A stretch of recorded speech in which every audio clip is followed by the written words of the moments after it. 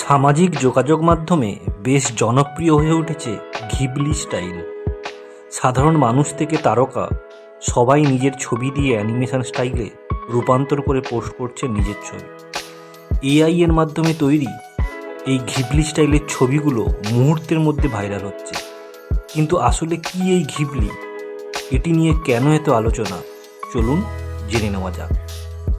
Studio Ghibli হলো জাপানের বিশ্ববিখ্যাত অ্যানিমেশন একটি স্টুডিও, যা অসাধারণ গল্প, চমৎকার ভিজুয়াল এবং হৃদয়স্পর্শী চরিত্রের জন্য পরিচিত। ঘিবলি নামের বিভিন্ন অর্থ হয়, বিভিন্ন দেশে এই নামের ব্যবহার রয়েছে, কিন্তু এই শব্দের সবচেয়ে প্রাচীন উল্লেখ পাওয়া যায় আরব্য শব্দ জিবলিতে। এই নামের অর্থ হল সাহারা মরুভূমির উত্তপ্ত এবং শুষ্ক আবহাওয়া। ঘিবলি স্টুডিওর 3 প্রধান প্রতিষ্ঠাতার প্রধান যিনি, অর্থাৎ জাপানি অ্যানিমেশন শিল্পী এবং চলচ্চিত্রকার হায়াও মিয়াজাকি, ঘিবলি নাম বেছে নিয়েছিলেন ইতালির একটি বিমানের নাম থেকে। ক্যাপ্রনি K-309 নামের ওই বিমান ছিল সেই সময় সাহারা মরুভূমিতে ইতালির নজরদারি করার একমাত্র বিমান।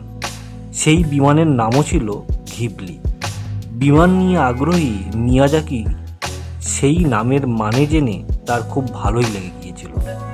মিয়াজাকি চেয়েছিলেন ঘিবলি তার নামের অর্থের মতোই অ্যানিমেশনের দুনিয়ায় এক নতুন আবহাওয়া নিয়ে আসবে। এবারে ঘিবলির জনপ্রিয়তা ঠিক কতখানি তা দেখে নেওয়া যাক।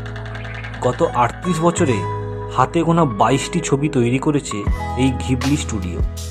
টেলিভিশনের জন্য তারা বানিয়েছিলেন 3টি ছবি, আর সেই ছবির প্রত্যেকটি অ্যানিমেশন দুনিয়ায় প্রবল আদৃত। ঘিবলির ছবি অস্কার, গোল্ডেন বিয়ার, বাফটা, গোল্ডেন গ্লোব প্রায় প্রতিটি পুরস্কারই জিতেছে। ঘিবলির স্পিরিটেড অ্যাওয়ে হল প্রথম নন ইংলিশ অ্যানিমেশন ছবি যা মূল বিভাগে অস্কার জেতে। 2021 সালে ঘিবলির জনপ্রিয়তা দেখে টোকিওর ঘিবলির মিউজিয়ামও তৈরি হয়। 2024 সালে এশিয়ার নোবেল প্রাইজ নামে খ্যাত রমন ম্যাগসাসাই পুরস্কারও পান ইনি।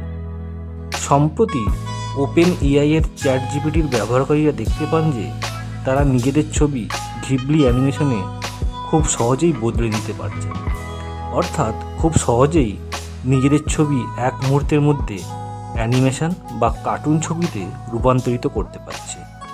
এরপরেই ঘিবলি আর্টের চাহিদা তুঙ্গে ওঠে এবং সারা পৃথিবীব্যাপী রাতারাতি জনপ্রিয় হয়ে ওঠে এই অ্যাপ, যার সামাল দিতে রীতিমতো বেগ পেতে হচ্ছে এই সংস্থাকে।